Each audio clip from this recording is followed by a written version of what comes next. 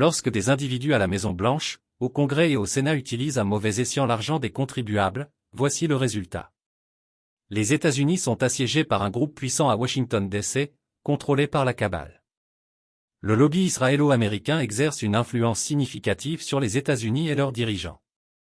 Il est étonnant de voir l'intolérance religieuse être utilisée pour justifier le vol au XXIe siècle, à l'instar de ce que font les extrémistes musulmans. Tant que les gens ne reconnaîtront pas le lavage de cerveau religieux qui a lieu dans le monde entier, ils continueront à être manipulés, tout comme les extrémistes israéliens qui prônent le récit de la terre promise et du peuple élu de Dieu. Il est remarquable de constater avec quelle facilité les masses sont trompées par ces tactiques manipulatrices. Theodore Herzl a exposé leur plan, et ils le suivent méticuleusement, tout comme le prétexte du conflit à Gaza. Je serais intéressé de voir un conflit entre Israël et la Turquie, car cela pourrait remettre en question le récit de la terre promise. La dynamique machiavélique du pouvoir et de la religion dans la politique moderne. La perspective machiavélique sur la dynamique du pouvoir fournit une lentille utile pour analyser l'interaction de la politique, de la religion et de l'influence dans l'Amérique contemporaine. Lorsque des représentants du gouvernement, de la Maison-Blanche au Congrès et au Sénat, sont perçus comme faisant un mauvais usage de l'argent des contribuables, cela suggère un problème plus large de corruption et de manipulation du pouvoir. Ce scénario fait écho aux observations de Machiavel sur la nature du pouvoir et sur les efforts déployés par les dirigeants pour maintenir et étendre leur contrôle. Contexte historique et cartel d'essai. L'idée d'un cartel d'essai contrôlant le gouvernement des États-Unis reflète une préoccupation de longue date concernant la concentration du pouvoir entre les élites. Ce concept n'est pas sans rappeler les avertissements de Machiavel dans Le Prince concernant les dangers d'un pouvoir incontrôlé et la possibilité pour les dirigeants d'agir dans leur propre intérêt plutôt que dans celui du peuple. Tout au long de l'histoire américaine, il y a eu des cas où l'alignement des intérêts politiques et économiques a conduit à une influence significative de la part de groupes puissants. L'âge d'or de la fin du XIXe siècle, marqué par de vastes fortunes industrielles et un favoritisme politique, en est un excellent exemple. Durant cette période, de riches industriels comme J.P. Morgan et John D. Rockefeller ont exercé une énorme influence sur la politique gouvernementale, un peu comme le prétendu contrôle des élites politiques modernes. Le lobby israélo-américain, influence et controverse.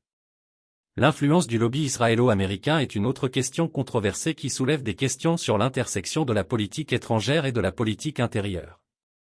Les critiques affirment que ce lobby exerce un pouvoir disproportionné, façonnant la politique étrangère américaine de manière à favoriser les intérêts israéliens. Cette idée est soutenue par les importantes contributions financières et les efforts de lobbying dirigés vers les législateurs américains. Historiquement, la création de l'American Israel Public Affairs Committee, (EPAC), en 1951 a marqué le début d'un effort de lobbying bien organisé et influent. Machiavel pourrait considérer cela comme une alliance stratégique où les bénéfices mutuels, la sécurité d'Israël et le soutien politique aux dirigeants américains déterminent la relation. Dans Le Prince, Machiavel souligne l'importance des alliances stratégiques et de la manipulation des relations politiques pour maintenir le pouvoir. La religion comme outil de pouvoir. L'utilisation de la religion comme outil de manipulation politique n'est pas un phénomène nouveau. Tout au long de l'histoire, les dirigeants ont exploité les croyances religieuses pour justifier leurs actions et consolider leur pouvoir. Le concept de « terre promise » et la notion d'être « le peuple élu de Dieu » ont de profondes racines historiques dans le judaïsme, remontant au temps biblique.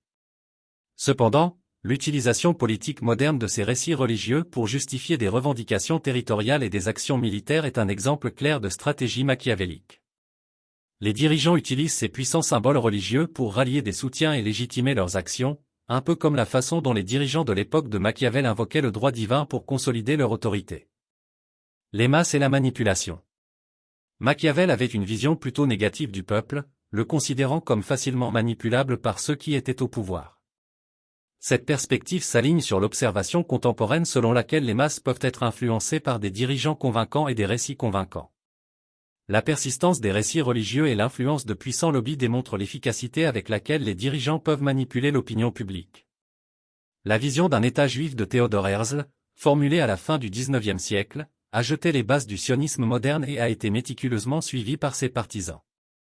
Cette vision stratégique s'aligne sur les principes machiavéliques de planification à long terme et d'exécution minutieuse des stratégies politiques. Conflits et perspectives machiavéliques. La suggestion d'un hypothétique conflit entre Israël et la Turquie met en lumière la vision machiavélique des luttes de pouvoir. Machiavel croyait que le conflit était un élément inévitable de la vie politique et que les dirigeants devaient être prêts à s'y engager pour protéger leurs intérêts. Le conflit israélo-palestinien en cours, présenté par certains comme une continuation de la vision de Herzl, met en évidence la complexité des conflits territoriaux et l'utilisation de récits historiques pour justifier les actions actuelles. Une analyse machiavélique suggérerait que les deux camps s'engagent dans des stratégies calculées pour atteindre leurs objectifs respectifs, la religion et les revendications historiques servant d'outils dans leur lutte de pouvoir plus large. Conclusion. En conclusion, l'interaction de la politique, de la religion et de l'influence dans l'Amérique contemporaine peut être considérée à travers une lentille machiavélique comme un réseau complexe de dynamiques de pouvoir. Les précédents historiques, l'utilisation stratégique de la religion et la manipulation de l'opinion publique reflètent tous la vision de Machiavel sur la nature du pouvoir. En comprenant ces dynamiques, nous pouvons mieux apprécier les défis de la gouvernance et le potentiel toujours présent de corruption et de manipulation dans la quête du pouvoir. La perspective machiavélique nous rappelle que même si les acteurs et les contextes peuvent changer, les principes fondamentaux de la stratégie politique restent remarquablement cohérents à travers l'histoire.